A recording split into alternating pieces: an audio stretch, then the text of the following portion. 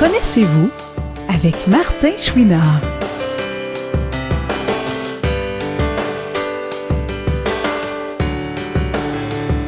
Aujourd'hui, Martin rencontre quelqu'un qui n'a pas laissé son handicap visuel ralentir ses projets de vie, Yannick Gagnon-Carbonneau.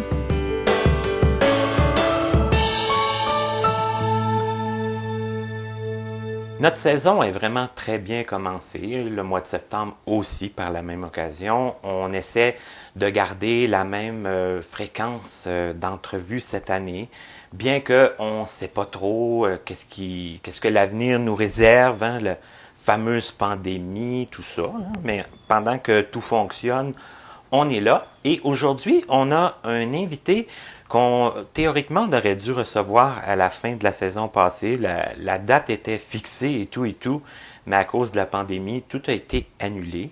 Mais ça se reprend aujourd'hui. Mon invité aussi, il a un très long nom. Je vais essayer de ne pas me tromper en le disant.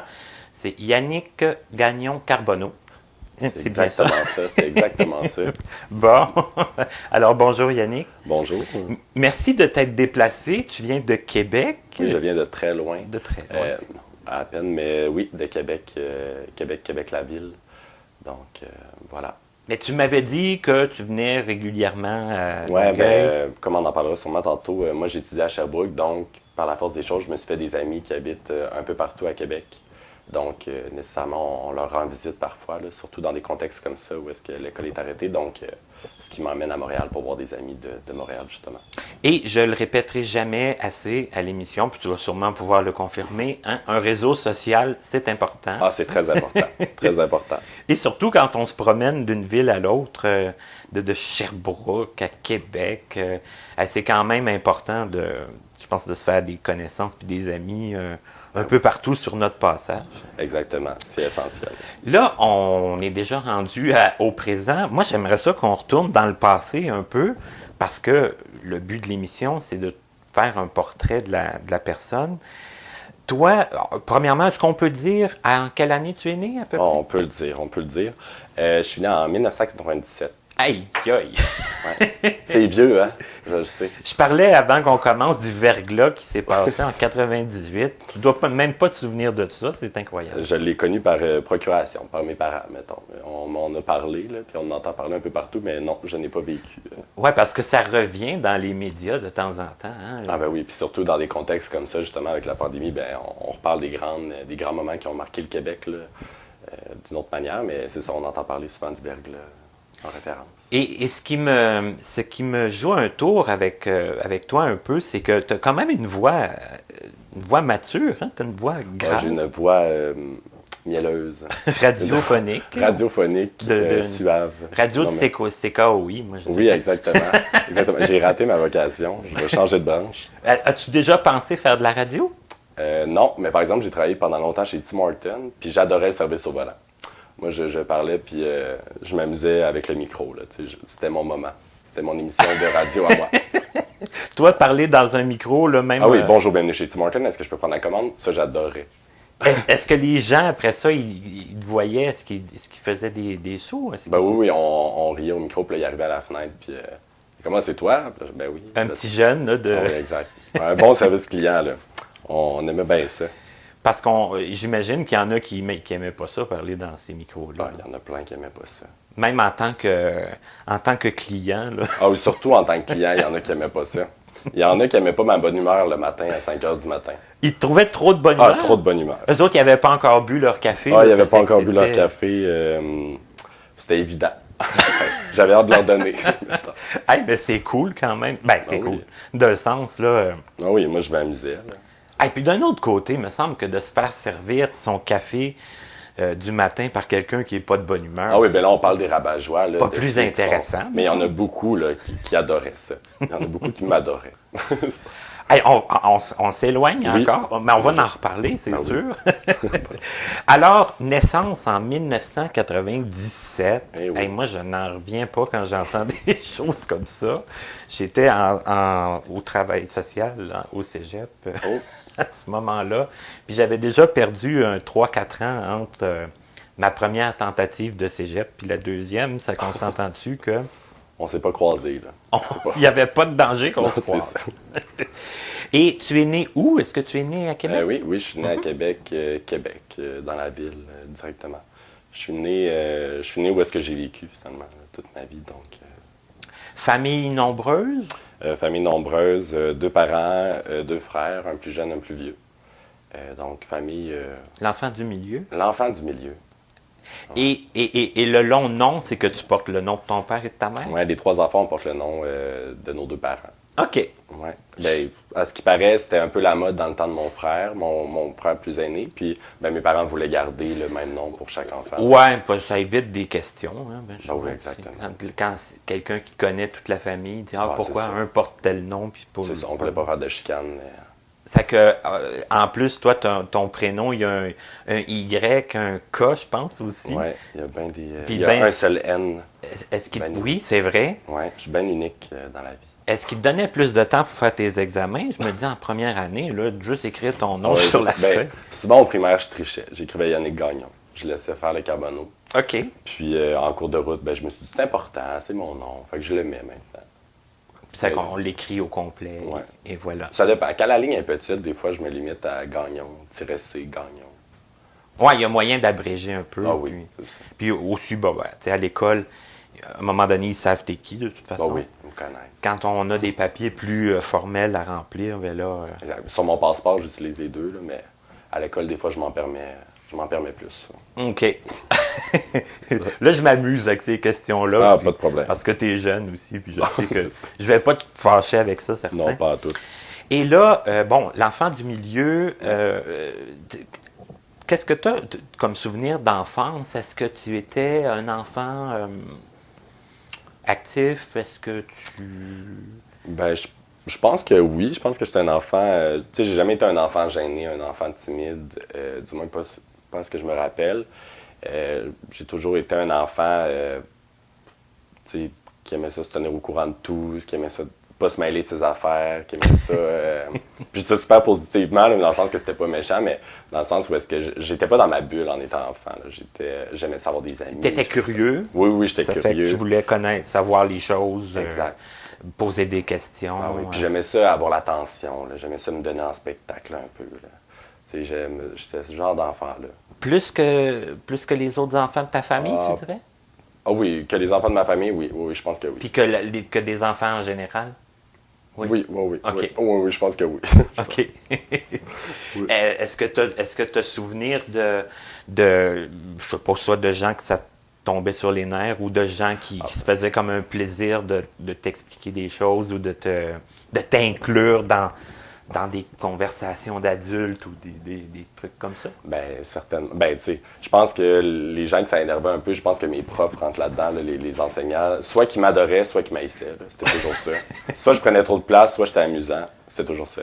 Parce que ça dérange, hein? Ça peut déranger le fonctionnement Ben oui. de la... Ben oui, puis tu sais, moi, j'étais un enfant justement curieux. Ben, j'étais un enfant curieux, un enfant qui adorait apprendre et tout, mais en même temps qui apprenait vite, qui apprenait bien, je crois. Fait que, tu sais, moi, tu sais, en classe, je m'amusais, tu sais, alors que... Ouais, puis ça te retardait pas d'agir comme ça, dans le fond. Absolument tu sais, pas. ça Puis fait même que- des fois, tu sais, je faisais ça plus parce que je pense qu'on s'attardait sur des choses que je comprenais un peu déjà. Fait que, tu sais, moi, je m'amusais. là. J'étais comme, ben, je peux passer à autre chose. Puis je faisais mes affaires. Donc, tu étais bon à l'école? Ouais, je pense que j'ai toujours été bon à l'école, puis j'aimais ça. Probablement aussi parce que j'étais bon à quelque part. Tu sais, quand on a de la facilité, on aime le milieu. Là. Fait que je pense que, ouais, j'aimais l'école, puis j'étais bon à l'école. Ben, c'est parce que ça enlève tout un poids quand même. Ben, exact. Hein? Quelqu'un qui aime pas l'école, qui aime Ben pas oui. apprendre, mais qui est obligé d'y aller pendant X nombre d'années, Exact. et ça peut être lourd là, Ben oui. pour lui, pour cette personne-là, puis pour l'entourage aussi. Tout à fait. J'en doute pas. J'en doute vraiment pas. Donc, j'imagine pas de difficulté à te faire des amis non plus. Non plus. Mais tu sais, j'étais pas. J'étais jamais tu sais, j'ai jamais été le cool le plus populaire ou des trucs comme ça parce qu'en même temps, j'étais aussi étiqueté souvent comme étant plus intellectuel, là, plus. OK, ouais. J'étais un mélange des deux, là. Tu sais. J'ai bien vécu ça, là, mais j'étais un mélange des deux. Tu sais, l'intello, mais tannant en même temps. Puis côté sportif, moi. Ah, zéro. Zéro? Ah oui, je vais t'arrêter tout de suite, là. Zéro. Zéro Pas- plus une Pas note. compliqué. Zéro. Ah, zéro. Je t'arrête tout de suite. Quand on parlait des jeunes qui n'aimaient pas l'école, que c'était dur d'y aller, moi, c'était les cours d'éducation physique, là. Tu sais, c'était, C'était plate. Mais, bon, tu sais, l'éducation physique, je sais pas c'était combien de fois, une fois par semaine, 2 fois par semaine? Oui, oui, c'était à petite fréquence, là. Ça, c'était correct. C'est ça, c'est que c'est moins pire que de dire Ouais. quelqu'un qui aime pas le français, qui aime Ah non, pas c'est les ça, exact. mathématiques. Ben oui, ben oui. Mais c'est mal perçu quand même, quelqu'un qui aime pas les sports, qui aime pas l'éducation physique ou Ben, c'est pas mal perçu, mais souvent, tu sais, ça dépend dans quelle. Je pense que ça dépend dans quelle catégorie que tu es. Ben, pas catégorie, mais, ça mettons, moi, j'étais un petit garçon. Puis souvent, les petits garçons, ils aimaient bien l'éducation physique. Fait que, tu sais, des petits garçons, j'étais souvent, tu sais, comme le gars qui aimait pas l'éduc, ou le gars qui était pas bon, ou le gars qui passait le ballon à l'autre équipe juste pour le fun, parce que mon ami il était dans l'autre équipe. Moi, je comprenais pas l'affaire de compétition, puis j'aimais pas ça, là. Tu sais, j'étais le genre d'ami plate, là. Qui passait le ballon à l'autre juste pour le fun, tandis qu'il était dans l'autre équipe, tu sais. OK, J'étais là pour m'amuser. c'est ça. Puis parce que tu étais un peu obligé aussi, Ah sinon, oui, exactement. sinon tu aurais fait autre chose. Ben oui. Primaire, ça, secondaire, ça se poursuit de la même façon un peu? Pareil. Ouais. Sauf que je passais pas le ballon à l'autre équipe, là. Au secondaire, je commence à comprendre la game, mais toujours intellectuel. J'aimais pas nécessairement l'éducation physique. Toujours le même genre, là. Intellectuel, mais un peu tannant, mais pas sportif. Ça a continué, ça aussi, en classe, là, d'être Ouais. celui qui voulait un peu, encore une fois, peut-être se faire remarquer. Ah Puis oui, celui qui veut l'attention. l'attention. Je l'ai pas dit pendant longtemps, mais là, je l'assume. Là. J'étais celui qui voulait l'attention. Ben, c'est pas évident de se faire dire que on veut attirer l'attention. Tu sais, Ben, je trouve, ben, ça a du positif. Tu sais, moi, à ce moment-là, au secondaire, ben, vers la fin du secondaire, je faisais de l'improvisation. J'ai fait de l'art dramatique beaucoup. Donc, tu sais, moi, j'aimais ça, là, un peu avoir l'attention, finalement. ouais, mais pas gêné non plus. Tu sais, Non, non, c'est ça, j'étais pas gêné. c'est ça, tu sais. Mais c'était pas irrespectueux. C'était Non. toujours, tu sais, il y a des gens pas assez gênés, puis il y a des gens qui sont pas gênés. Ben, moi, je suis juste pas gêné. Tu sais, je suis à l'aise devant un groupe, je suis à l'aise avec des personnes, puis. Mais tu sais, c'est ça. Mais avec les profs, mettons, j'étais respectueux. Ouais. C'est ça. Mais sauf que là, tu sais, quand tu te diriges vers l'art dramatique, vers l'impro, c'est ceux qui ont des aptitudes à ça qui vont se lancer là-dedans. Là. Ça fait Ah que, oui. au moins, tu as pu te défouler un peu là-dedans, j'imagine. Ben oui, exact. Comme quelqu'un d'hyperactif qui se défoule en éduc, ben moi, je me défoulais en art drame, puis en art dramatique, puis en impro. Et oui. Et tu étais bon là-dedans, j'imagine? Est-ce que tu... Oui, ben objectivement, je pense que oui, là. Je pense que j'étais à ma place, finalement. C'est ça. Oui. Parce que, encore là, comme je disais, c'est un peu ceux qui se sentent des aptitudes pour ça qui vont aller là-dedans. Exact. Mhm. Tu sais, j'étais avec du monde un peu comme moi aussi, là, donc... Aussi, tu sais, ouais. oui, c'était pas la gang de gars sportifs, là, qui comprenaient pas pourquoi je lançais tout croche mon ballon, là. Tu sais, c'était... Mais quand tu disais qu'en éducation physique, là, tu donnais plus le ballon à l'autre équipe, tout ça, mais est-ce que tu as pris un certain plaisir plus dans les sports plus tard? Ben, tu sais, j'ai pris un plaisir plus vers les sports comme... Tu sais, moi, on me voit pas, là, mais, tu sais, je suis grand, mince, là. Fait que, J'ai tu sais, vu ça quand même, tu es Oui, oui. assez grand. Oui, oui, j'étais assez grand, un bon 6 pieds 2, mince, tu sais, j'ai pas l'allure sportive, mais tu sais, je suis bon à la course, je suis bon, tu sais, j'ai des grandes jambes, là. Fait que la C'est course, ça, les sports que ça Exact. implique le d'être grand. cross-country, mettons, ça, je suis correct. Mais tu sais, tout ce qui est ballon, on dirait que j'ai pas de dextérité, pas de coordination. Le ballon va tout croche. Là. Le moineau part d'un bord. J'ai vraiment, à ce moment-là, en tout cas, c'était pas glorieux. Fait que, tu sais, Et- à m'acharner, je vais Ouais. en impro. Et c'était quoi tes matières fortes à l'école? Matière forte, certainement français. J'ai toujours aimé le français, ce qui est assez hors du commun souvent. Là. C'est pas la matière qui revient le plus souvent quand on pose la question à des gens. J'adorais le français, j'aimais bien l'histoire, les mathématiques, j'aimais pas vraiment ça, pas plus qu'il faut en tout cas. J'aimais les sciences, mais...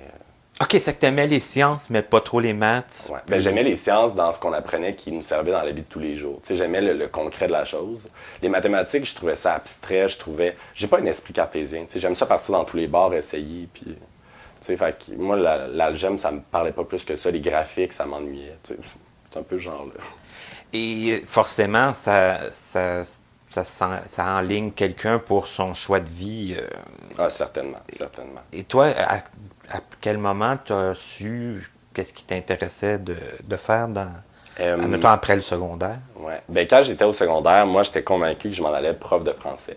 Ah Tu sais, oui, prof! justement, j'aimais Ok. l'école, j'aimais ce que ça apportait aux gens, j'aimais l'environnement, mais tu sais, ça, en même temps, j'avais juste connu l'école quand j'étais au secondaire. Uh-huh. On connaissait pas d'autres choses.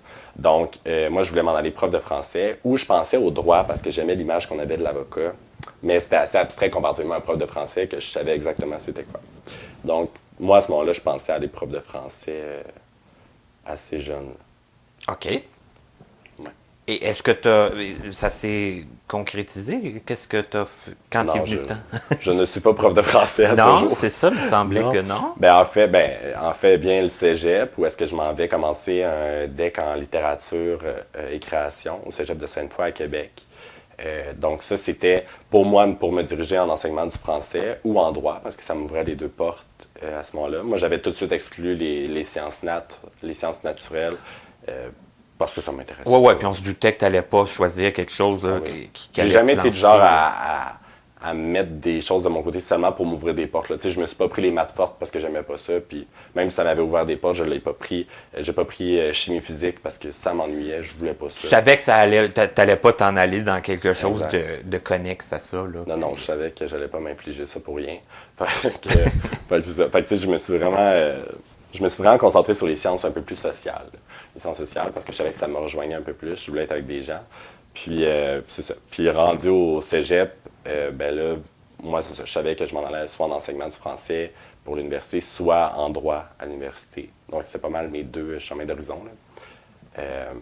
Puis là, ben, est venue l'annonce du diagnostic au cégep, ce qui est venu un peu changer les choses, en partie. Là. Parce que ça s'est produit pendant ta première année de cégep? Pendant ma deuxième. Pendant la deuxième? Ouais. En fait, pendant ma seconde, ouais, parce que c'était un préuniversitaire, donc j'avais 2 ans à faire. Puis, au début pendant l'été, en fait, entre mes 2 années de cégep, à ce moment-là, c'est là que j'ai eu une perte de vie. Mon Dieu. Une perte de vie. Si tu as eu une perte de vie puis tu l'as retrouvée, là, dis-nous comment. Exact, parce que j'ai bifurqué, je voulais dire une perte de vision. Oui, je comprends. Une perte de vision. C'est ça. Donc, une perte de vue assez brutale dans l'été. Là. Donc, ce qui est venu quand même, veut pas changer les autres idées, parce que je m'imaginais mal, moi, enseigner le français en étant malvoyant. J'imaginais mal un contexte de classe régulière, un peu dans ce genre-là. Comme ça. Le droit, je m'étais dit, ben oui, c'est toujours possible. Par contre, j'avais peur du droit parce que je m'étais dit, c'est un milieu hyper conservateur, c'est un milieu qui a énormément de lecture, beaucoup de papier. Tu sais, moi, à ce moment-là, j'avais vraiment l'image qu'on s'en fait dans les films, là, les gros bouquins, puis le marteau, puis tu sais, l'image cliché, mais très, très papier, là, très des gros livres, puis des trucs comme ça, puis ça me faisait bien peur. OK. Est-ce qu'on peut revenir sur l'été? Oui. Donc, tu as eu une perte de vision subite. Ouais. Tu n'avais jamais eu des symptômes de rien qui pouvait laisser présager ça avant? Ouais, en fait, moi, il faut comprendre que je faisais de l'astigmatisme, là, quand j'étais, depuis mon secondaire à peu près, là. Fait que, tu sais, moi, j'avais jamais été habitué à une vision un peu plus basse. C'est à peine si je voyais les lettres floues un peu des fois, je mettais mes lunettes, c'était corrigé. Puis là, depuis, tu sais, je dirais janvier de cette année-là, de ma première année de cégep, tu sais, je voyais un peu moins bien. Tu sais, je devais toujours fermer un œil un peu pour bien voir parfaitement et tout. Mais moi, j'étais convaincu que c'était parce que mes lunettes étaient plus ajustées. Puis je devais avoir un rendez-vous chez l'hôpital. OK. Puis là, avec une nouvelle lunette, ça se réglerait. Exact. Puis c'est allé assez vite après parce que c'est resté comme ça un bon, peut-être 2 mois, là, assez à juste devoir fermer un œil des fois parce que j'étais fatigué des yeux, en fin de journée, des trucs comme ça. Puis là, j'allais voir un opticien qui m'a référé à un autre opticien, qui m'a référé à un centre avec un ophtalmo, qui m'a référé ensuite à un autre ophtalmo, qui m'a référé à un neuro-ophtalmo, finalement. OK, donc là, toutes ces références-là... Ça a pris quelques mois, là. Ils ne comprenaient pas ce qui se passait, là. Non, c'est ça, ils ne comprenaient pas parce que ma vision était plus faible, mais rien à voir aujourd'hui, là. Mais ma vision était un peu plus faible, mais il n'y avait rien dans mon œil qui l'expliquait, finalement, à ce qu'un opticien pouvait voir avec son équipement habituel. OK. Donc, on t'a référé à plusieurs endroits. Ouais, pour finalement atterrir chez un neuro-ophtalmo. Une neuro-ophtalmo, finalement, à l'Enfant Jésus à Québec. Puis elle l'a décelé assez vite. Elle en a déjà vu quelques-uns dans sa carrière. Fait qu'elle s'est dit, Yannick, c'est peut-être, mais on ne le sait pas encore, il faut attendre les analyses de sang, mais c'est peut-être une neuropathie optique héréditaire de Leber. Donc, elle m'a expliqué la maladie un peu c'était quoi, mais sans trop parce qu'elle ne savait pas encore si j'avais ça ou non. Fait que, pourquoi m'inquiéter pour rien? Mais à ce moment-là, là, il faut remettre. Moi, j'avais commencé en janvier à peu près à moins voir, mais c'était loin d'être majeur. Mais à ce moment-là, j'ai été en mai, à la fin de l'année scolaire. Puis à ce moment-là, il fallait vraiment que je ferme un œil pour bien écrire ma dissertation. Puis j'écrivais tout croche sur mes lignes. Oh là là, OK. C'était rendu plus faible, vraiment plus faible. Puis c'est ça. Puis elle, à ce moment-là, c'est ça qu'elle m'a dit. Elle m'a dit, je crois que c'est une neuropathie optique héréditaire de Leber, une maladie rare. J'en ai vu très peu. Fait que je peux pas te dire certainement. Mais ça s'enligne pour être ça. Elle dit, tu vas le savoir, soit si l'analyse de sang arrive bientôt, dans quelques jours, ou tu vas le savoir si la vision chute brutalement. Parce que, je sais pas si tu en as déjà rencontré des gens qui avaient une neuropathie, là, je pense que oui. Oui. À l'émission, c'est ça. Mais souvent, on parle d'une perte brutale de la vue en 3 semaines d'un œil, puis l'autre œil suit dans 85% des cas, je crois, en tout cas, du moins ce qu'on m'a dit. Fait que c'est souvent... C'est vraiment rapide, là. Oui, c'est vraiment rapide. Puis la maladie fait en sorte, le profil type pour le développer, cette maladie-là, bien, premièrement, c'est génétique, mais c'est à 18 ans, l'âge charnière des... Puis c'est des jeunes garçons de 18 ans. Mais tu sais, il y en a dans plein d'autres cas, dans d'autres situations. Mais c'est vraiment commun qu'un jeune homme va le développer à 18 ans. Fait que c'est quand même un âge charnière dans la vie, là. C'est quand même un âge que beaucoup de choses se décident et tout. Ben oui, il aurait pu choisir un autre âge que ça. Exactement. Quand même. Je sais pas c'est qui a choisi, mais... Très mauvais choix. C'est ça, très mauvais choix.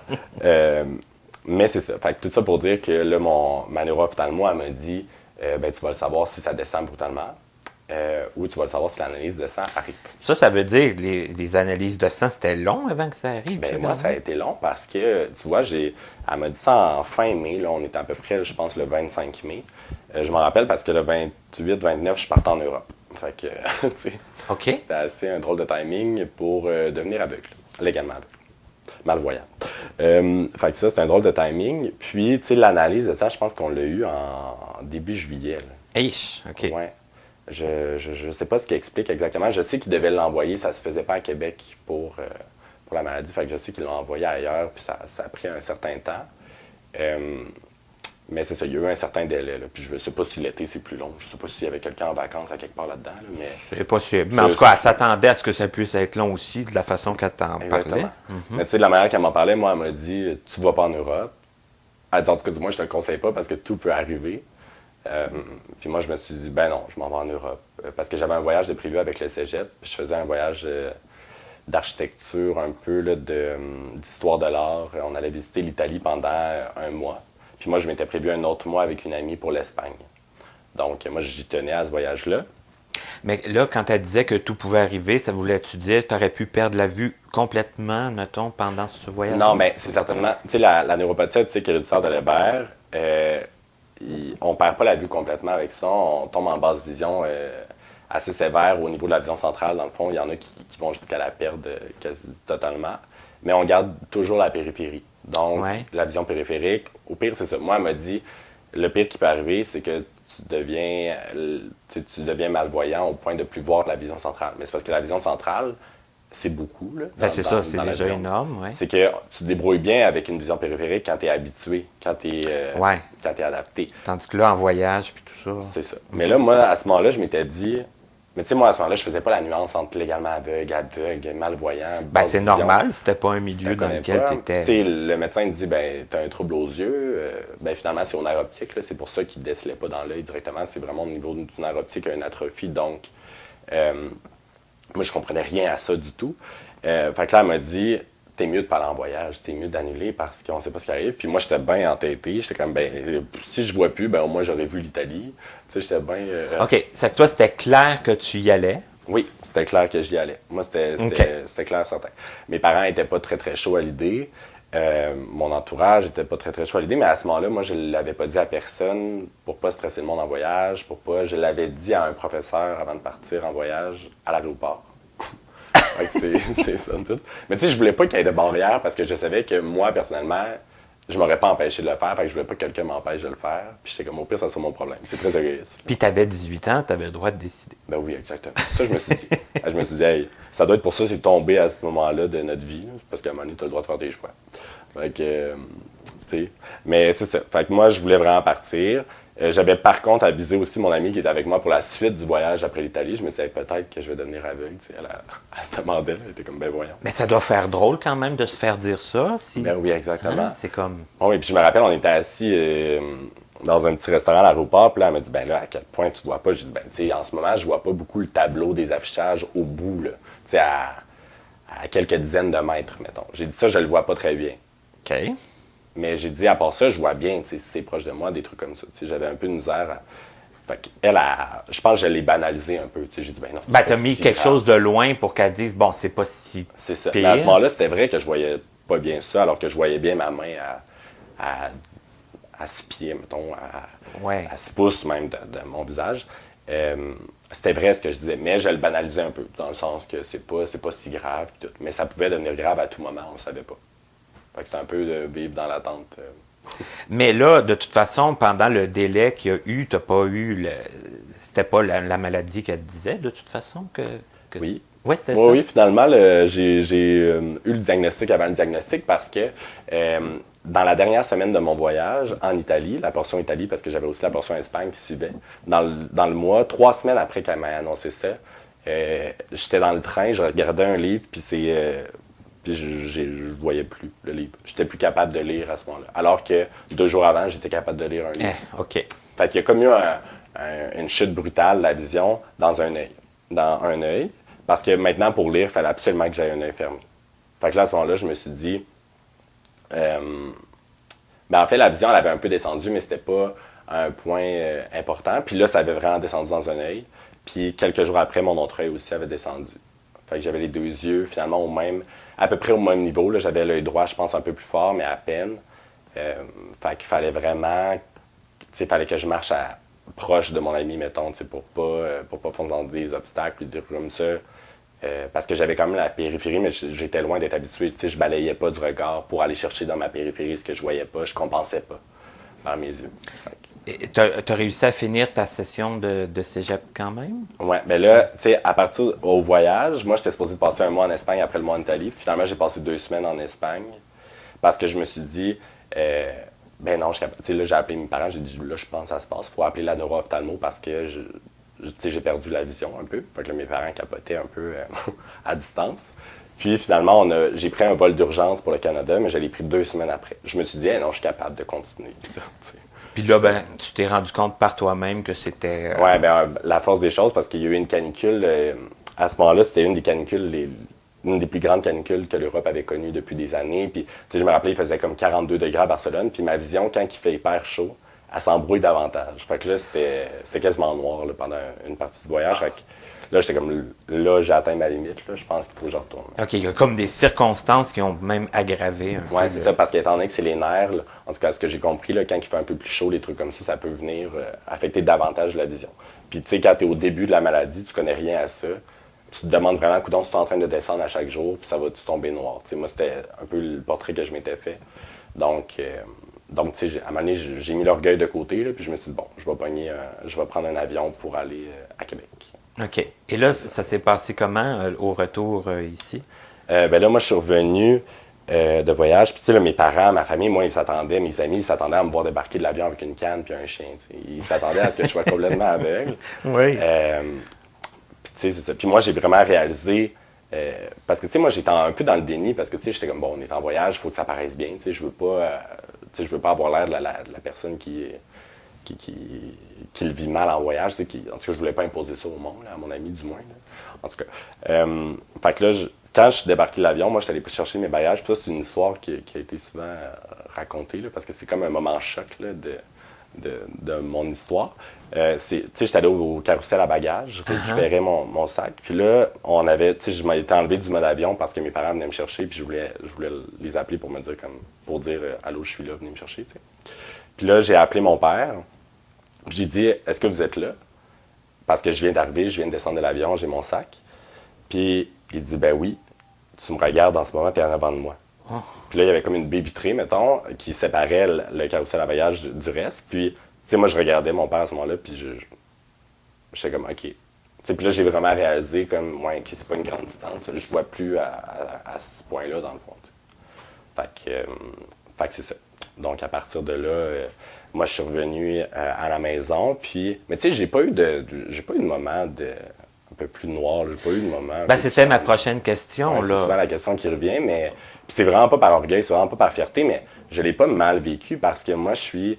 Là, je pense qu'on était à comme 3 semaines, un mois, peut-être un peu moins d'un mois de la rentrée du cégep pour la 2e année. Puis moi, il n'était pas question que je fasse mon cégep plus tard. Il n'était pas question que je déplace ça. Moi, je voulais faire ça normalement. Je voulais suivre mon parcours. Fait que là, je suis rentré au centre de réadaptation à l'IRDPQ à Québec très rapidement, intensivement. J'avais des rendez-vous à peu près à chaque jour ou 2 jours. J'apprenais la télévisionneuse, j'apprenais Zoom Text, j'apprenais des logiciels d'agrandissement. On avait modifié mon téléphone avec certains réglages. J'apprenais comment transformer des documents, puis des trucs comme ça. Puis moi, j'ai fait ça en dedans de 3 semaines intensivement. C'est ça, là, Ouais, pour rentrer pouvoir au cégep. retourner au cégep. Exactement. Sans interruption. Exact. Moi, c'était ça mon but à ce moment-là. J'étais focus sur mes études, focus sur je veux continuer faire ça. Fait que tu sais, j'ai pas pris, je veux pas dire pas prendre le temps, mais j'ai pas pris le temps de m'apitoyer sur mon sort, là. Même si je déteste ces termes-là parce que je comprends la période de deuil. Oui, mais on pourrait simplement dire dans le sens que tu n'as pas eu besoin, tu n'as pas ressenti ça non plus. Tu avais l'envie plus forte de poursuivre, puis... Ben oui, exactement. Puis tu sais, je pense que c'est quelque chose qui revient aussi là, chez certaines personnes, mais tu sais, moi, c'était vraiment, tu sais, continuer, faire comme si, tu sais, ça m'affectait, mais pas plus que ça. Puis, il va falloir adapter plein d'affaires et tout, mais ça, je le comprenais, tu sais. Puis, je m'étais fait un peu à l'idée, mais en même temps, je pensais pas à ça, là, en mai, quand elle m'a annoncé ça, je me suis pas dit, tu sais, je vais vivre comme ça. C'est sûr, mais plus la vision baissait, quand tu es rentré à l'IRDPQ, ben là, ils t'ont expliqué, dans le fond. Oui, puis j'ai eu un super de suivi. Pour vrai, l'IRDPQ a été d'un support incroyable. Là. Je veux dire, j'étais... Mais tu sais, au point qu'ils m'ont attribué, mettons, une travailleuse sociale. Mettons, j'ai eu une rencontre avec, puis je ne l'ai jamais revue. Parce qu'elle était comme, bon, t'as pas besoin de soutien supplémentaire. Moi, j'avais surtout besoin d'aide technique. Je voulais comme être fonctionnel à 100%. Je voulais apprendre... je voulais me dire comment là, je vais prendre l'autobus demain matin. Là, je veux le savoir parce que dans une semaine, j'étais à l'école. Moi, c'était ça. Là. Ben, c'est ça, parce que là, on pense... En tout cas, moi, je pense beaucoup au côté du cégep, mais il y a tout l'aspect... il faut que tu t'y rendes au cégep. Oui. Puis, tu sais, Québec, c'est pas Montréal. On n'a pas des métros. On n'a pas... moi, j'habite, je dirais quasiment en banlieue de Québec. Là, c'est assez loin. Il y a un autobus qui passe aux heures dans mon coin. Je voulais être sûr de pouvoir être autonome malgré tous ces obstacles-là supplémentaires. Puis je voulais... c'est ça. Et comment ça s'est passé dans les faits? Est-ce que ça s'est bien passé? Comme ta famille, tu dis, ils pensaient que j'allais arriver de voyage avec une canne, avec un chien, tout ça. Moi, je pense que mes parents ont beaucoup réagi sur le coup quand j'étais en Europe. Fait que moi, j'ai moins assisté à ça, du moins. Je pense que le choc a été là. Mais je pense que ça s'est beaucoup atténué quand ils m'ont vu arriver, quand ils ont vu que j'étais... Puis tu sais, ils m'ont jamais entendu dire comme... tu sais, j'ai jamais tant parlé de ça. J'ai vite embarqué dans la normalité de la chose. Puis tu sais, j'ai comme, j'ai un rendez-vous à l'IRDPQ. Là, je m'en vais, je faisais mes affaires. Fait que tu sais, j'étais ils ont très compris, autonome rapidement. Eux aussi, comme concrètement, ça signifiait quoi, puis que tu le vivais quand même assez bien, puis que tu fonçais.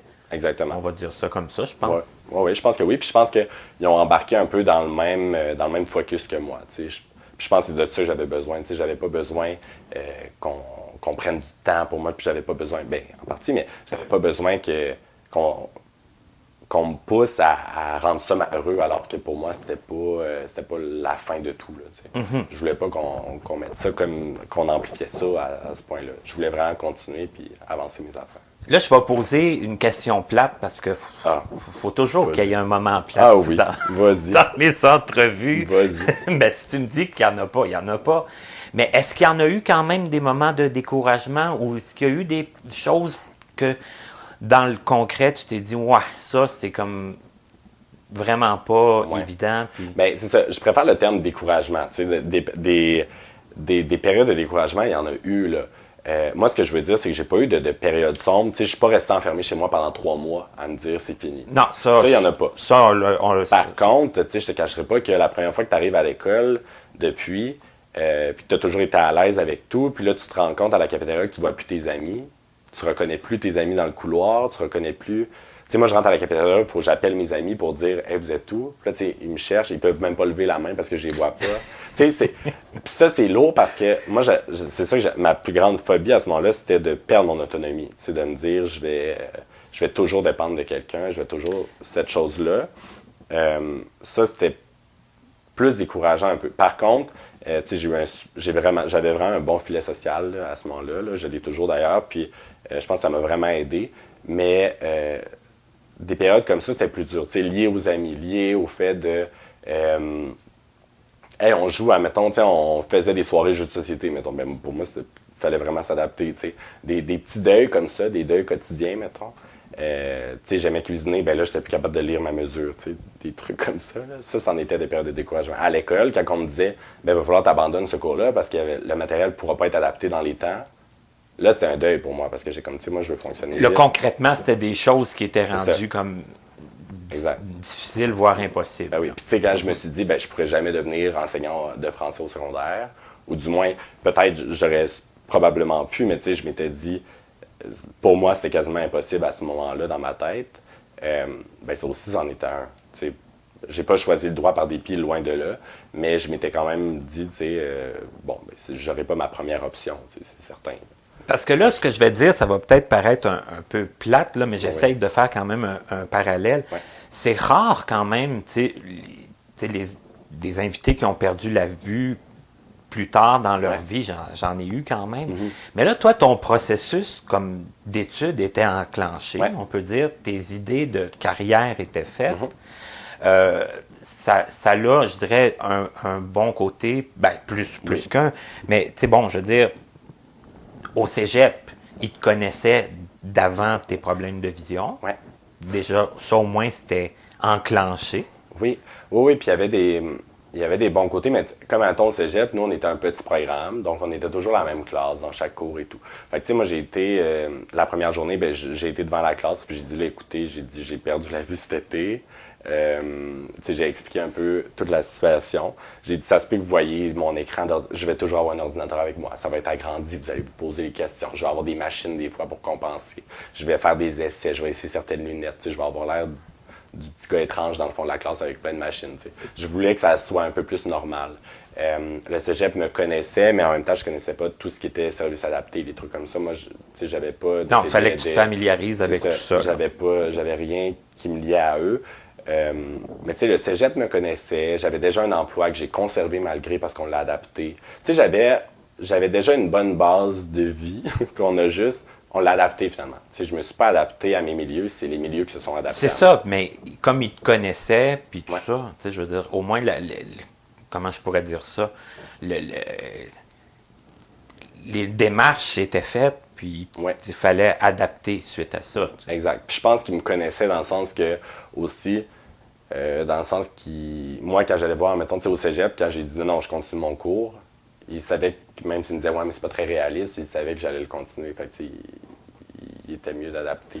Puis les gens qui étaient dans tes cours, qui te connaissaient, j'imagine que c'est moins gênant aussi de venir te poser des questions. Sur ta nouvelle situation. Absolument. Puis tu sais, moi, j'ai toujours été vraiment à l'aise d'en discuter, d'en parler. Puis je pense, encore plus aujourd'hui, là, maintenant qu'il y a eu certaines entrevues, des trucs comme ça qui ont sorti pour certaines situations en particulier dans mon domaine. Mais j'ai toujours été à l'aise d'en parler. J'ai toujours été... autant que j'en ai pas parlé sur le coup, quand je suis arrivé au Québec, que j'avais cette nouvelle situation-là, qu'après ça, j'arrête pas d'en parler. Là. Puis tu sais, mes amis, ils ont toujours été à l'aise de venir me poser des questions, puis je leur répondais très honnêtement. Là. Puis c'est pas... Tu sais, j'ai pas un ami qui est mal à l'aise. T'sais, maintenant, on le prend même en riant. On fait des blagues, des fois, des trucs comme ça. C'est un peu... des gens qui trouvent ça particulier, mais tu sais, on désamorce ça beaucoup. Ben oui, mais tu sais, d'un autre côté, étant donné que tu es à l'aise toi-même puis que tu n'as pas eu comme de période de dépression ou de... Tu sais, je veux dire, ça aide quand même, ça, à... Ben oui. Puis tu sais, moi, je m'en suis beaucoup... Tu sais, j'étais un gars d'impro, j'étais un gars de théâtre avant et tout. Tu sais, moi, je venais beaucoup sorti avec l'humour, puis je venais beaucoup sorti... tu sais, même avec mes médecins, des fois, ils me trouvaient pas drôle, mais tu sais, moi, c'était comme... Tu sais, des fois, je faisais des blagues, des trucs comme ça, puis ça passait plus ou moins, mais... Tu sais, moi, j'en avais besoin de ça, puis tu sais, j'ai toujours été comme ça, puis peu importe la situation, ça a toujours été le même. Fait que, tu sais, même des fois, mes amis sont plus... tu sais, je suis pas celui qui a le plus mal réagi à ma situation, on dirait. Puis c'est un peu étrange, là. Mais tu sais, j'ai moins réagi dramatiquement que certains de mes amis, que certains de mes proches. Fait Qui ont pris ça dur pour toi plus que... ouais, ben, tu sais, je pense, ben, sans doute mes parents, mettons. Ouais. C'est certain. Mais, tu sais, en même temps, ça les concernait directement. Mais, tu sais, même, je sais pas, même mes proches, ouais. Souvent, souvent, eux, tu sais, c'était moi qui étais comme, mais non, mais c'est pas si grave, là. Tu sais. Alors que, comme elle, c'est moi, tu sais. Mais bon. Ben, moi, ce que je voudrais dire là-dessus, là, c'est que les gens qui ressentent le besoin d'avoir un temps pour s'en remettre, puis tout ça, c'est tout à fait correct, c'est tout à fait bien. Mais si tu le ressens pas, ce besoin-là, c'est tout à fait correct aussi. C'est tout à fait correct aussi. On puis peut pas arrêter de penser que c'est refoulé. Tout le monde me dit, tu vas le vivre un jour. Je suis comme, ben là. Ben, si jamais ça arrive un jour, tu vas te permettre de prendre un temps puis de... Ben oui, puis au pire, j'irai voir les personnes, j'irai voir les ressources pour ça, puis tu sais, je suis orgueilleux, mais pas au point de nier tout ce qui est autour de moi, puis tu sais, si jamais ça arrive, ça l'arrivera, puis tant qu'à moi, ça va être justifié, puis j'aurai pas honte de ça, du moins. Tu sais, je dis pas que ça arrivera jamais, mais pour l'instant, j'en ressens pas le besoin, puis j'en ressens, tu sais. Non, puis c'est pas une question d'avoir honte, c'est une ben non, question... c'est ça, exactement. Mais tu sais, je dis pas aux gens que tout va bien, puis que tout a toujours plus ou moins bien été, parce que j'ai honte de dire le contraire. C'est ça, c'est pas pour faire... Tu sais, dans ma vie, excuse-moi, mais si quelqu'un peut pas se permettre d'être triste parce que tu as perdu un sens, là, je vois pas pourquoi tu peux être triste dans la vie. Genre, pour moi, c'est vraiment pas gênant, quelqu'un qui prend un moment pour soi puis qui a besoin de ressources ou de quelque chose pour quelque chose d'aussi difficile à vivre. Tu sais, je vois pas les... Parce qu'il y a des gens, tu sais, des fois par orgueil ou peu importe, qui sont gênés un peu de ça, là, mais... Ben, moi, je trouve que ça paraît que c'est pas ça, là, dans ton cas. Là. Non, c'est ça, exact. Mais quelqu'un qui me connaît pas ou quelqu'un qui... pourrait, oui, penser. Tu sais, j'ai eu souvent le commentaire ou des médecins qui veulent toujours ton bien puis qui veulent toujours prévenir. Tu sais, ils sont comme, oui, mais t'es sûr, pas de... Puis là, ils me reposent tout le temps les mêmes questions à chaque fois parce qu'ils se demandent, bon, ça a changé ou des trucs comme ça. Puis c'est super, c'est fin de leur part, là. Ils font bien leur emploi, tu sais. Leur suivi, puis tout ça. Exactement. Mais c'est vrai. Je pense que c'est vrai, tu sais. Mais bon. En tout cas, c'est ça. Ça, c'est un combat que je livre. Puis tu parlais d'un emploi que tu avais avant puis que tu as pu conserver. C'était quoi? Oui, ben en fait, le Tim Hortons. Ah, le Tim Hortons? Oui, mais c'est parce que moi, j'ai commencé à travailler au Tim Hortons assez jeune. J'ai commencé à 14 ans. OK. Oh! Ouais, mes parents ne savaient même pas que j'avais été porter mon CV, mais j'avais une amie qui travaillait là puis engageait jeune. Puis moi, je voulais travailler. Puis c'était pas juste l'appel du micro, là, c'était tout. Là. Tu sais, je voulais vraiment. Fait que, tu sais, moi, j'avais été porter mon CV, j'avais été engagé. Tu sais, même mon employeur savait même pas que j'avais 14 ans parce que, je sais pas, j'avais l'air un peu plus vieux, puis je parlais. Puis clairement, il le demandait pas nécessairement. Il me demandait pas mon âge. Puis c'est ça, puis finalement, j'ai travaillé de 14 ans, puis là, jusqu'à mes 18 ans, quand j'ai eu le diagnostic. Puis quand j'ai eu le diagnostic, tu sais, j'étais rendu comme superviseur, je pense. Puis, tu sais, j'ai appelé ma patronne, puis j'ai dit, ben écoute... Puis mon patron, puis je leur ai dit, ben tu sais, j'ai un problème de vision, fait que je sais pas ce que ça va faire, mais là, je rentre comme 3 semaines à l'IRDPQ, mais comme remplacez-moi pas parce que je vais revenir. J'étais comme, genre de quoi? Puis tu sais, j'étais proche quand même de mes patrons, ben là, parce que ça faisait longtemps. Exact. Puis tu sais, au Tim Hortons, c'est une place qui a beaucoup de roulement d'employés, fait que ceux qui restent là longtemps, souvent, on a un bon lien avec les employeurs. Fait que c'est ça. Puis là, finalement, j'ai rencontré mon patron après, puis j'ai dit, ben écoute, la caisse, je suis encore capable parce que je la connaissais par cœur. Mais j'ai dit, le jour qu'elle va changer, tu vas m'oublier parce que... Ouais, ça va être une autre affaire. C'est ça. Tu sais, j'étais capable de faire les breuvages, les sandwichs, les trucs de même. Mais tu sais, dès que le menu changeait, c'était de l'adaptation, mais je partais sur des bonnes bases. Tu sais, je m'occupais à ce moment-là des commandes, des inventaires, des trucs comme ça. Fait que tu sais, j'avais des responsabilités hautes qui faisaient en sorte, tu sais, je comptais les caisses, des trucs comme ça. Fait que je pouvais quand même faire beaucoup sans avoir ma pleine vision. Tandis que si j'avais commencé l'emploi à zéro, là, je pense pas avoir été capable dans ce milieu-là, ou du moins pas aussi polyvalent. Ça, c'est certain. Puis encore là, je vais me permettre quelque chose de plate, mais de convaincre ton employeur de t'engager, c'est une autre chose. Oui. Ben, c'est sûr que je pense qu'au début, c'était comme, ben oui, on te connaît, on t'aime bien, puis tout, ben oui, il n'y a pas de problème, on va l'adapter. Mais c'est sûr que si j'avais pas fait l'affaire, peut-être qu'on aurait rediscuté. Là. Mais ça se passait bien, tu sais, vraiment bien. Puis tu sais, j'avais mes collègues qui étaient là, mes collègues depuis vraiment longtemps. Fait que tu sais, il n'y a aucune gêne à dire comme, excuse-moi, je veux pas telle affaire, tu sais, veux-tu prendre ma place 2 secondes? Je changeais de poste, je faisais d'autres choses. Ouais, vous êtes, tu sais, vous Ouais, entraidez. puis tu sais, c'est mes amis aujourd'hui, là, ma gang d'amis forts, c'est mes amis du Tim Hortons, là, depuis toujours. Fait qu'il y avait zéro gêne, c'était super. Puis tu sais, justement, j'étais superviseur, fait que tu sais, veux pas, j'étais pas le petit nouveau, tu sais, c'était moi, en tout cas. Fait que c'était facilitant. Puis finalement, là, on a changé de restaurant et tout. On avait comme 4 Tim Hortons à ce moment-là. Puis moi, j'ai parlé à ma patronne, puis j'ai dit, ben, je voudrais être comme gérant ou assistant gérant parce que j'aimerais ça faire un peu plus de bureau, un peu moins de plancher, parce que le plancher, souvent, ça fait en sorte que tu es plus dans des tâches visuelles. Tu sais, avais plus besoin, tu sais. C'est ça, en tout cas. Ben, de voir toutes sortes de choses. Tandis que dans la gestion, faire les horaires, commencer les payes, mettons, faire des trucs comme ça, ça, c'était plus accessible pour moi. Puis je pense que j'étais rendu là parce que moi, je pensais changer d'emploi bientôt. Tu sais, rendu à 18 ans, je suis comme, bon, je vais arrêter de travailler chez Tim Hortons et tout, parce que c'était mon emploi étudiant. Puis là, tu sais, tous mes amis partaient un peu, aux autres aussi. Puis bon. Mais finalement, j'ai dit, ben moi, si je suis en gestion, je vais continuer. Tu sais. Finalement, j'ai continué jusqu'à mes 22 ans. J'ai été gérant de team, puis on en avait 4 pendant un moment, on se promenait aussi dans les teams. J'étais... C'est ça. Polyvalent d'un team à l'autre. Puis... ouais, c'est ça. Puis, tu sais, je faisais vraiment la gestion. Là, fait que, j'étais sur le plancher au service au volant à rire au micro, mais c'est moi qui m'occupais des horaires. Je faisais les inventaires un peu, les trucs comme ça. Là. Fait que, moi, je m'épanouissais. Là, je faisais un peu de n'importe quoi. Je faisais de la gestion, j'étais autonome, je faisais mes affaires. Je travaillais quasiment à temps plein pendant l'université temps plein. J'ai toujours aimé le Tim Hortons, ouais. Ça te paraît. Oui, c'est ça, mais c'était une belle période. Là, c'était une période justement que j'avais besoin de me sentir autonome. J'avais besoin. Puis on me donnait de quoi pour que je sois pleinement autonome. J'avais la gestion d'un restaurant. Moi, j'étais bien heureux. Je pensais, comme je te disais tantôt, j'avais peur de plus être autonome. Puis là, on me donnait la chance de gérer. On avait, vers la fin, je pense qu'on avait presque une centaine d'employés à tout. Fait que, c'était valorisant. Je pense que ça m'a donné confiance pour la suite, du moins. Donc, à un moment donné, tu as décidé finalement de quitter quand même le Tim Hortons. Et ça t'a amené vers où Ben, en fait, j'avais fait des demandes, moi, pour l'université. J'ai commencé un baccalauréat en psychoéducation à l'Université Laval après mon cégep. OK. Puis je me suis vite rendu compte que j'aimais la psychoéducation, j'aimais le volet social, mais je voulais aller en droit, finalement. Puis moi, au début, je m'étais dit, jamais je irai en droit parce que c'est trop conservateur, puis avec ma vision, ça marcherait pas, je vais opter pour un milieu de relations d'aide. Puis là, finalement, j'ai commencé l'université en psychoède, puis je m'étais dit, ben, on est capable d'adapter l'université. C'est pas pire que le cégep, puis on est capable. Fait que je m'étais dit, ben là, je vais m'essayer en droit pour vrai.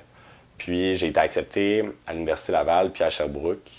Puis je m'étais dit, à ce moment-là, ben, je vais aller à Sherbrooke, je vais aller en appart, je veux me prouver que je suis autonome, là, je veux faire mes affaires et tout. Fait que j'ai quitté Québec, je me suis installé à Sherbrooke, fait que par la même occasion, j'ai quitté le Tim Hortons enfin, après une longue carrière. Et là, si je comprends bien, tu étais chez tes parents à ce moment-là? Oui, j'étais chez mes parents à Québec. OK. Puis pour des raisons que j'évoquais plus tôt, là, je me suis dit, ben, je quitte tout ça pour aller à Sherbrooke, voir où ça va m'emmener. Et tu trouvais que de t'éloigner, ça allait être plus facile de faire la coupure ou Ben, c'est parce que c'est surtout une question pratico-pratique. Là. Je m'aurais mal vu comme me prendre un appartement à Québec à 10 minutes de chez mes parents puis payer pendant mes études et tout. Fait que, je m'étais dit, ben, tant qu'à prendre un appartement puis être à 10 minutes de chez nous puis payer et tout, ben, je vais faire la même chose, mais ailleurs à Sherbrooke. Puis Sherbrooke a une vie étudiante qui me semblait plus intéressante. Puis je m'étais dit, ben, je vais vivre le trip université à fond. Puis, tandis qu'à l'Université Laval, je sais que j'avais resté dans ma petite routine. Là, j'aurais resté au Tim Hortons, puis j'aurais travaillé là, j'aurais été à l'université. Ça me prenait beaucoup de temps, le Tim Hortons avec l'université, puis je m'étais dit avec le droit, ça va être peut-être incompatible, en tout cas. OK, donc c'était comme un peu là, une nouvelle vie qui commençait. Exactement, là. Une nouvelle vie qui commençait. Je connaissais personne, moi, à Sherbrooke, je connaissais rien de Sherbrooke. J'ai pris mon appartement sur Internet, je ne l'ai pas visité, j'étais allé... j'ai vraiment parti... Ma décision s'est faite à la toute fin, 3 semaines avant la rentrée, je pense, Vraiment. Et ça te faisait pas peur, ça, plus que ça? Ben oui, mais en même temps, la peur m'excitait un peu, là. Okay. J'avais déjà pensé à Sherbrooke et tout, puis je trouvais le fun, l'idée d'aller dans une autre ville, de pouvoir revenir la fin de semaine. En tout cas, j'avais comme ce portrait de la vie étudiante-là. Puis finalement, ça m'intéressait vraiment, ça m'interpellait, fait que j'ai fait le saut. Puis j'ai fait beaucoup de téléphones avec Sherbrooke, puis même Sherbrooke semblait un peu rétractaire au début, là, elle n'aimait pas trop. En tout cas, ça a été plus difficile d'adapter l'université que le reste, mais ça me faisait pas peur non plus. Je voulais. Comme dans tout, là, il me disait non, mais c'est peut-être pas mieux, c'est peut-être mieux pas, puis je suis comme ben oui. J'étais allé à Sherbrooke. OK. Ouais. Donc là, déménagement, appartement, tout seul en appartement? Non, on était, au début, dans ma première année, j'ai fait 1 an dans une maison avec 4 autres étudiants. OK. On était 5. Je les connaissais pas. Je suis vraiment tombé sur du bon monde. Là. Pour vrai, j'ai adoré mon année là. Puis, c'était comme une maison avec des chambres, là, mais c'était vraiment une maison. OK. Ouais. Donc, 1 an là. Oui, 1 an là. Puis après ça, je me suis fait des amis dans le bac. Fait que j'ai déménagé avec un ami. Puis là, j'ai rejoint le programme coopératif. Fait que j'ai déménagé avec un ami qui était dans le programme coopératif avec moi. Donc, on avait des stages. Fait que, pour pouvoir sous-louer l'appartement en même temps, pour une question pratique encore, j'ai déménagé avec un ami pour pouvoir sous-louer l'appartement en même temps. Puis qu'on avait des stages, on avait des déplacements au même moment. Donc, je suis parti en appart avec un de mes amis. OK. Puis là, point de vue université, ton entrée à l'université, ça s'est fait. Tu disais, ça a été un peu plus difficile d'adapter l'université. Ouais. En termes clairs, ça a été quoi les. Moi, j'étais pas habitué. Au cégep, c'était petit quand même l'organisation des services adaptés. À l'université, un peu plus de bureaucratie, un peu plus on passe d'un département à l'autre. Il faut parler à la faculté, il faut parler à l'université directement, au service de placement, il faut parler là. C'était un peu plus compliqué. Puis, on me disait, écoute, on n'a jamais eu d'étudiants ou à peine avec une déficience visuelle en droit. Là, on parle facultaire. Je sais qu'il y en a eu d'autres à l'université, mais on parle en faculté de droit. On m'a même répondu, écoute, Yannick, on n'a pas de local pour mettre une télévisionneuse. Ah oui, à ce point-là? Ouais, OK. ouais, c'est à ce point-là. Mais tu sais, ça semblait compliqué. Ils m'ont jamais dit non, mais ça semblait bien compliqué. Puis j'ai dû appeler bien du monde. J'ai dit, écoutez, moi, je vais m'obstiner jusqu'au bout. Là. Je sais que j'ai raison. Là.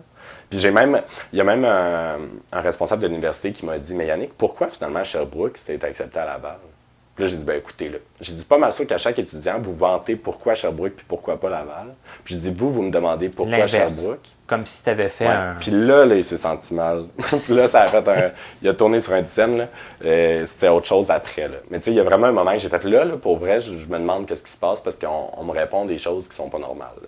Il a vu aussi que tu. Ouais. Puis j'ai même dit à un moment donné, j'ai dit là, vous êtes une faculté de droit. Là. J'ai dit, je pense que ça remet en doute bien des choses de votre intégrité. J'ai dit comme sincèrement. Là. Puis c'est ça. Puis je pense. Puis même quand je suis rentré à l'université, je me suis fait dire par une autre responsable, je me suis fait dire ton premier combat, ton premier débat. J'ai dit, elle dit d'après moi, tu vas faire un bon avocat. J'ai dit bon, mais ça aura au moins servi à ça. Que tu te laissais pas marcher ses pieds, tu te laissais pas bourrer de. Mais oui, exact. De toutes sortes de. Puis tu sais, c'était faisable aussi. C'était des questions. C'était des questions, c'est parce que je pense qu'il y avait beaucoup d'inconnus là-dedans pour eux.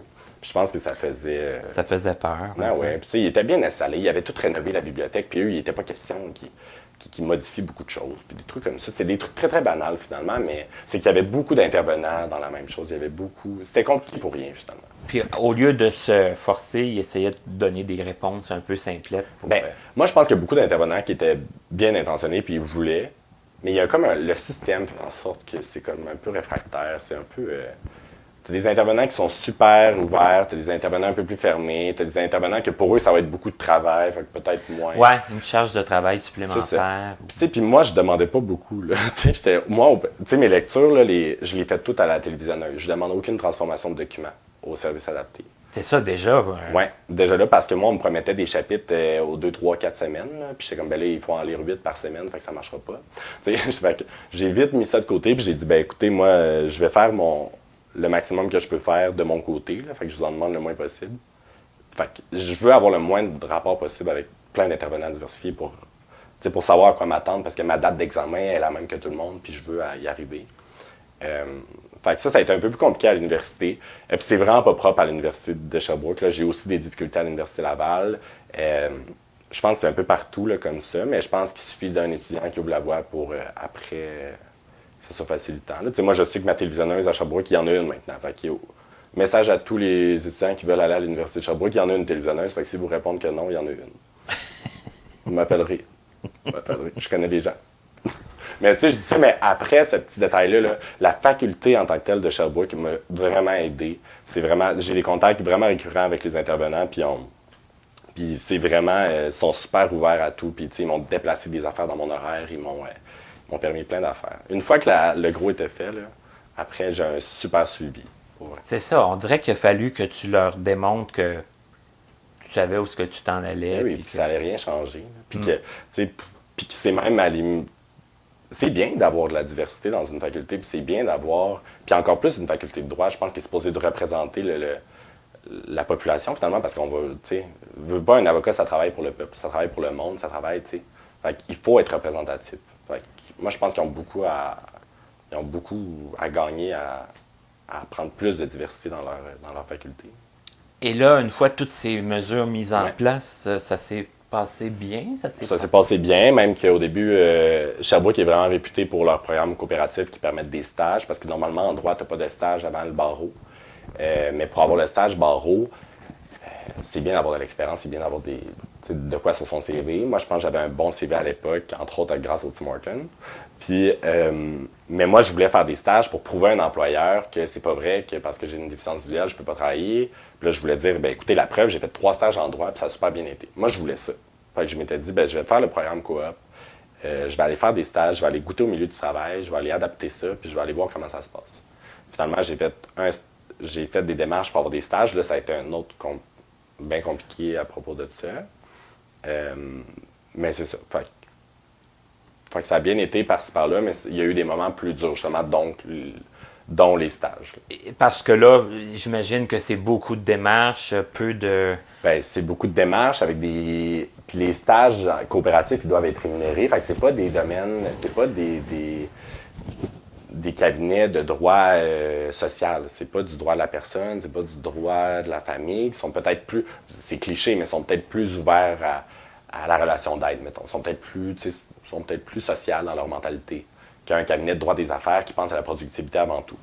Puis ça a été là la difficulté parce que les cabinets qui pouvaient payer des stagiaires, c'était des cabinets qui avaient des moyens, des cabinets d'affaires, des cabinets de plus grande envergure un peu, ou même des contentieux ou des entreprises qui avaient... Mais tu sais, il y en avait aussi là, dans le domaine plus social, de la fonction publique, entre autres. Mais moi, je voulais vraiment aller dans un cabinet pour prouver qu'en privé, pas parce qu'il y a des mesures qui existent au gouvernement, mais en privé, on peut réussir quelque chose en étant malvoyant. Fait que là, ça a été difficile parce qu'il fallait que je fasse des lettres de présentation, il fallait que je présente mon CV, puis il fallait que j'emmène mon handicap d'une certaine manière. Il fallait que je le présente, parce que ça fait partie de moi, puis ils n'auront pas le choix de dealer avec. De dealer avec, totalement. Fait que là, est venue la question, est-ce que je mets ça dans mes lettres de présentation? Est-ce que je l'annonce à l'entrevue? Ça, c'était toute une affaire. Puis, tu sais, moi, on ne m'avait pas préparé à ça. Je pense que le conseiller d'orientation de l'école ne répondrait pas à ces questions-là parce qu'il n'est pas confronté souvent à des situations comme ça. Fait que moi, je suis allé d'une expérience personnelle. J'ai fait la moitié de mes lettres avec déficience visuelle, puis la moitié, je l'étais. J'adore ça. Ouais. C'est bien, hein? C'est courageux.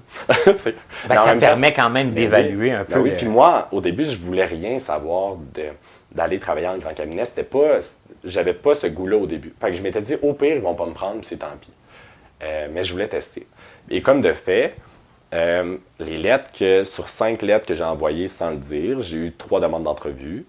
Tu sais, ça n'engageait à rien, mais au moins, ça me permettait d'aller me présenter. Puis dans les lettres que j'ai dit, j'ai eu aucune réponse. Silence total. Peut-être que c'est pas ça. Peut-être que c'est mon dossier. Même. Par contre, objectivement parlant, là, on parle de notes, on parle d'expérience de travail, des trucs comme ça. Je pense que mon dossier était soit pareil, soit sur la même hauteur, ou peut-être mieux que beaucoup de que certains de mes collègues de classe. Puis finalement, il y en a beaucoup dans mes amis qui ont eu des entrevues à des places que j'avais appliquées aussi, puis que moi, j'ai pas eu aucune nouvelle. Puis je pense, très objectivement, là, c'est pas que mon dossier valait d'être considéré au même titre qu'un autre. Oui, mais c'était le même dossier, mis à part le fait que tu le disais. À l'université, souvent, tu as 20 ans, tu as travaillé quand tu étais jeune à un tel endroit, puis souvent, il y en a beaucoup que je connais qui n'ont jamais travaillé aussi là, de leur vie, des trucs comme ça. Ton expérience est très minime. Là. Fait que souvent, tu t'en sors par ta personnalité et tes notes. Ben moi, j'avais des bonnes notes. J'avais travaillé comme manager dans des Tim Hortons. J'avais géré quasiment 100 employés pendant un bout. J'avais fait un autre bac avant en relations d'aide, ce qui est bon en droit. Un autre bac, une partie de bac. J'avais un parcours diversifié. Bon, tu sais. Fait que moi, je pensais que j'avais une bonne candidature. Je pense objectivement que j'en ai une bonne. Fait que, tu sais, je comprenais pas pourquoi ils m'avaient pas pris, mais je comprenais clairement parce que c'était écrit noir sur blanc, déficience visuelle. Ben, c'est ça, tu avais comme une réponse, dans le fond. C'est ça. Peut-être. Je leur laisse le bénéfice du doute. Peut-être que c'est pas ça. Mais je questionne sérieusement. Ben, on peut se permettre de dire que ça regarde mal. Ça regarde mal. Sans mauvais jeu de mots, ça regarde très mal. Mais c'est ça. Mais parmi les cabinets qui m'ont convoqué en entrevue, il y avait le cabinet chez lequel je suis en ce moment, BCF, parce que je suis bien fier de le nommer, qui me prend en entrevue. Puis, sincèrement, dans les 3 entrevues que j'ai eues, ça n'a pas été un problème parce que je l'ai annoncé en cours de route de l'entrevue. Je ne l'ai pas dit de prime abord parce que je voulais pas non plus qu'ils cherchent l'handicap. Tu sais, souvent, quand tu l'annonces avant, ben, ils vont chercher. Tu sais, ils vont dire, ils me regardent dans les yeux, ils regardent ça ailleurs. Tu sais, des trucs comme ça. Je voulais paraître naturel, puis je voulais dire, ben écoutez, finalement, c'est ce que j'ai fait. Ils m'ont posé la question assez vite parce que j'avais reçu une bourse pour la diversité dans le milieu juridique. Fait qu'ils m'ont dit, ben pourquoi la diversité? J'ai dit, ben j'ai un handicap visuel. Fait que finalement, on a parlé à l'entrevue, mais ça s'est vite tassé de la discussion. Ils se sont vraiment pas beaucoup attardés là-dessus. OK. Ils m'ont dit, ben écoute, mais tu sais, ils disent, on va te poser la question, qu'est-ce que ça implique pour nous? Mais c'était beaucoup, moi je l'ai senti vraiment dans comme, qu'est-ce qu'on peut faire pour toi, tu sais? Ouais. Vraiment. Puis j'ai dit, ben écoutez, moi vous me fournissez une télévisionneuse, puis j'ai dit encore là, je vais fournir la mienne au début pour les stages, mais on verra aussi après. J'ai dit, moi il me faut un logiciel d'agrandissement sur mon ordinateur, une télévisionneuse, puis j'ai dit, pas mal sûr que je vais être capable de vous rendre les mandats dans le même temps que tout le monde, parce qu'en ce moment, je fais mes examens en même temps que tout le monde, je n'utilise pas mon temps supplémentaire ou à peine, des trucs comme ça. Puis ils m'ont dit, ah bon, ben, c'est juste ça, c'est juste ça. Puis après ça, on a parlé de ce que j'aimais faire dans la vie, de ce que je faisais, on a parlé comme une entrevue bien normale. Puis j'ai eu la réponse après que j'étais pris premier dans la liste, mettons. Fait que c'est une bonne affaire. Mon autre entrevue que j'ai eue, j'ai été premier aussi. Je pense que ça m'a aidé finalement parce que je l'ai tellement expliqué comme étant une force puis pas une faiblesse, puis que ça m'a tellement amené, puis ça m'a amené de la maturité, puis j'ai fait telle affaire, puis oui, mon CV était beau, mais il était encore plus beau maintenant que je savais que j'avais tout fait ça, en plus d'avoir une déficience visuelle. C'est ça, ben oui. Mais tout est dans la manière de l'emmener, je pense. C'est sûr. Ouais. Ça, c'est sûr et certain. Mais c'est bien de se poser la question. Ben oui, exactement. Puis c'est ça. Finalement, j'ai eu mon stage là. Ils m'ont signé pour le barreau. Fait que j'ai mes 3 stages là. J'ai mon barreau de garantie. Après, fait que je me creuse plus la tête là, pour cet enjeu-là. Puis tu sais, là, ça a sorti aussi dans des médias comme Droit Inc., qui est un média en droit. Là. Ça a sorti aussi à Radio-Can. On en a parlé à Radio-Canada. Donc, tu sais, je pense que ça l'a sensibilisé un peu le milieu, puis ça, je suis bien content de ça. Tu sais, j'ai eu beaucoup de commentaires d'autres cabinets qui m'ont écrit pour me dire comme merci, on avait besoin de ça, puis c'est au plaisir de te rencontrer. Puis j'ai eu des parents d'enfants qui voulaient être avocats. J'ai eu des jeunes dans d'autres milieux aussi là, qui pensaient conservateurs, puis qui se sont dit ben là, comment je l'apporte en entrevue. Tu sais, je connais un étudiant qui m'a appelé, qui m'a dit ben écoute, moi je suis sourd, puis tout. Il me parlait, puis il était comme comment je devrais l'emmener, dois-tu l'emmener au début? Si j'ai pas la science infuse, je sais pas, il n'y a pas de recette miracle, mais j'ai dit dans tous les cas, présente-le pas comme une faiblesse, présente-le comme une force, parce qu'eux, ils le savent pas, ils connaissent pas ça. C'est des petites pistes, puis on jasait de ça. C'est que c'était devenu comme une source un peu de partage de ton expérience. Ben, je pense que oui, puis c'est super bien, puis en même temps, moi, ça me fait plaisir parce que c'est tellement... Tu sais, je pense qu'il y a beaucoup de gens sur les bancs d'école qui n'osent pas parler. Tu sais, quand ils disent, ben non, on peut pas te... c'est peut-être mieux d'aller finalement à l'autre université, ben ils vont dire, ah ben oui, tu sais. Mais comme il y en a beaucoup qui oseront pas dire, ben non, mais tu sais, j'ai les mêmes droits que tout le monde à l'autre, tu sais, puis j'ai le droit de faire ça, puis vous me devez... En tout cas, fait qu'il y a beaucoup de gens qui parleront pas. Puis, tu sais, au nombre de fois, si j'avais dit, tu sais, des cours, là, des fois, c'était comme, tu peux pas prendre ton cours parce que là, le matériel est pas adapté. Ben là, ça va aller à l'année prochaine, il va falloir que tu prennes ton cours, il va falloir que tu étires ton cégep d'1 an. Ben non, ça marchera pas comme ça. Ils se rendent pas compte que étirer son cégep d'1 an. Ben, peut-être que c'est ce qu'on veut, mais peut-être que, tu sais, moi, attendre 1 an pour reprendre un cours parce que perdre mon réseau, mettons, pas suivre en même temps, être dans une classe que là, je connais plus personne, qu'il n'y a plus personne pour me dire « Hey, c'est écrit telle affaire au tableau. » Tu sais, en tout cas, des détails. Souvent, ça fait la différence entre comme je vais continuer à l'université ou bien non, je vais comme arrêter ça, je vais trouver autre chose. Ou, en tout cas. Fait qu'il y a beaucoup de gens, d'après moi, qui parleraient pas, qui sont plus réservés, puis veulent pas.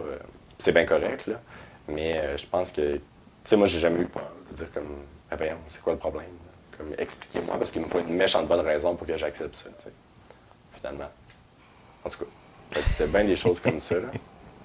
Ben, j'adore ça. J'adore ça, que quelqu'un qui a pas peur d'expliquer, qui a pas peur de foncer, puis qui a pas peur de croire aussi en... Ah ouais.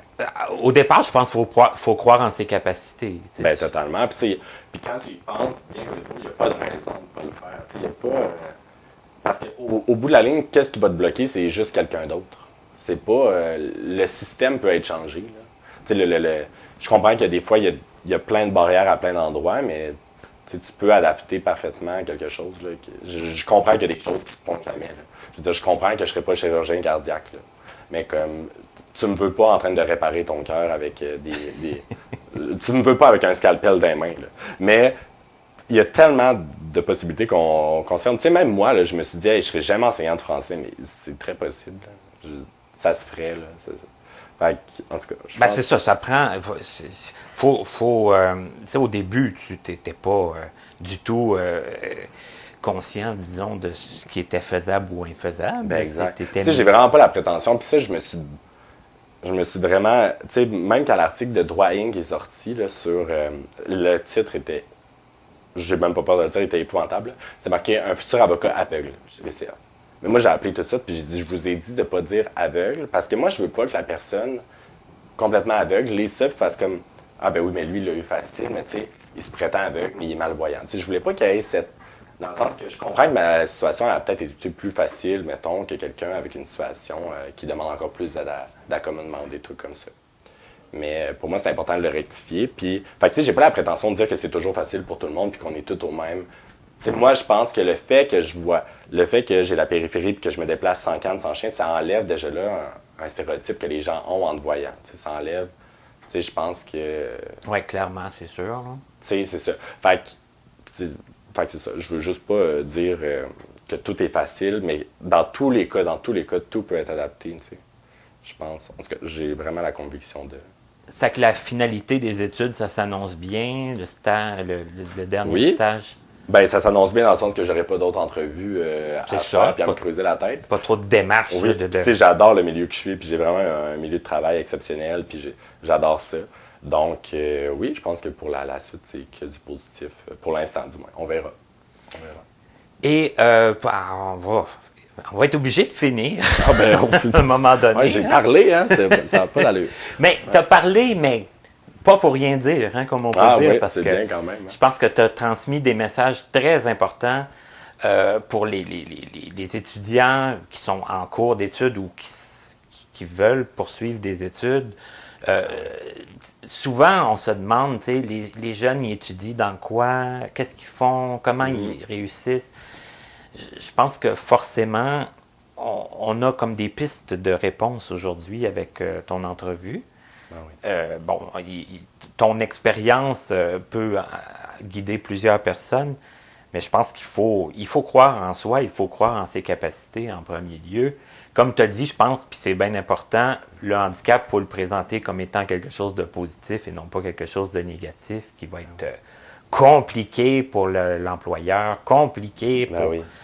Puis ce que je disais souvent, même surtout aux parents, là, parce que souvent, les parents souvent vont dire, ben, t'es peut-être mieux d'aller dans ça, ou des trucs comme ça, mais ce que je disais, c'est, votre enfant, là, le milieu va s'adapter à votre enfant, mais demandez pas à votre enfant de s'adapter au milieu. Tu sais, genre, qu'il fasse ses choix, puis le reste va suivre, là. Ils n'ont pas le choix de s'adapter. Et puis toi, Yannick, à part les études, là, qu'est-ce que tu fais pour comme passe-temps? Qu'est-ce que tu... Mon stage. Non, mais je dis ça parce que là, je suis en plein dedans, puis c'est des stages qui sont demandants quand même.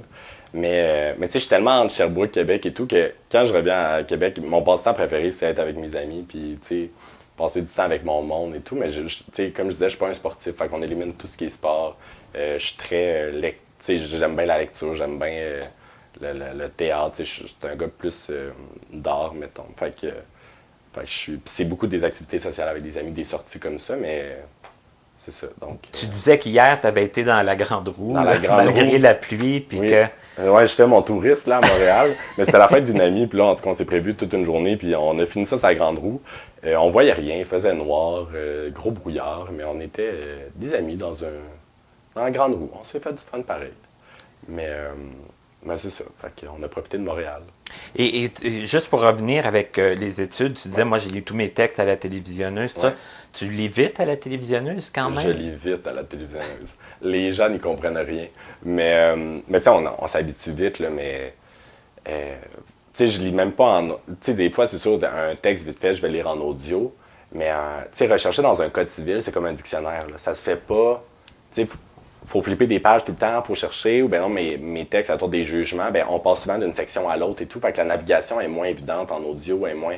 En tout cas, moi, j'ai toujours été habitué à la loupe, en raison souvent des services adaptés qui sont très peu adaptés parfois. Qui sont lents, des fois c'est aussi, ça, là. tu sais, puis quand, mettons, j'étais en littérature, ben on lisait un roman à courte échéance, ben moi, je pouvais pas attendre 3-4 semaines un chapitre, c'est impossible.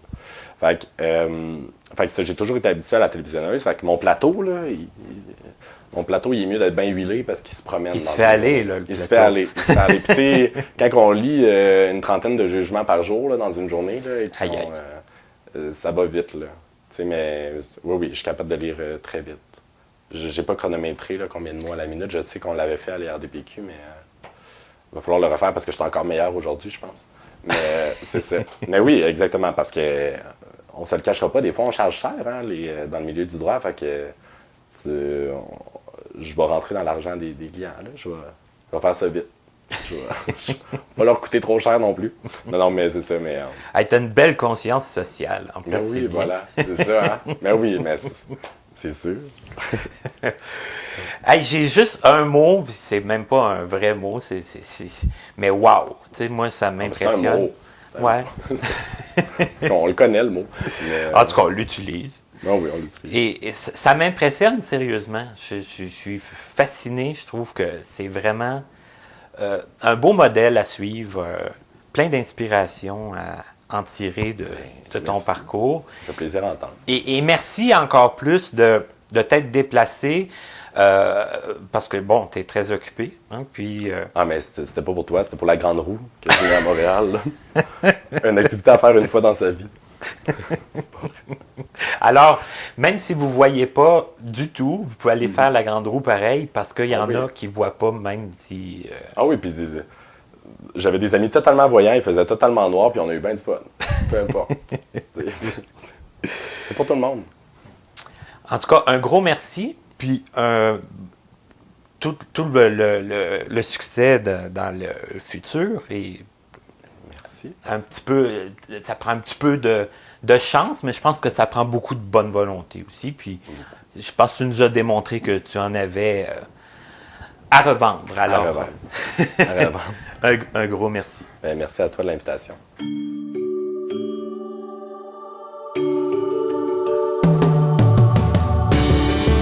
Vous venez d'écouter Connaissez-vous avec Martin Chouinard, collaborateur bénévole. Montage, Frédéric Gauthier. Mise en ligne, Stéphanie Carrasco. Musique, Stéphane Pilon. Présentatrice, Katia Darèche. Un immense merci à l'Association des aveugles de la Rive-Sud, AARS, ainsi qu'aux autres entreprises et organismes de nous prêter des locaux pour l'enregistrement de certaines de nos entrevues. Pour connaître les dates de nos prochaines émissions, ainsi que nos invités à venir, nous vous invitons à vous abonner à notre infolettre et à nous suivre sur les réseaux sociaux. Vous pouvez nous faire part de vos questions, commentaires et suggestions en passant par notre site internet au www.martinchouinard.com. Avant de vous quitter, il est important de vous rappeler que les opinions émises par les invités entendus à cette émission leur appartiennent et ne reflètent pas nécessairement la pensée des collaborateurs de Connaissez-vous. À la prochaine!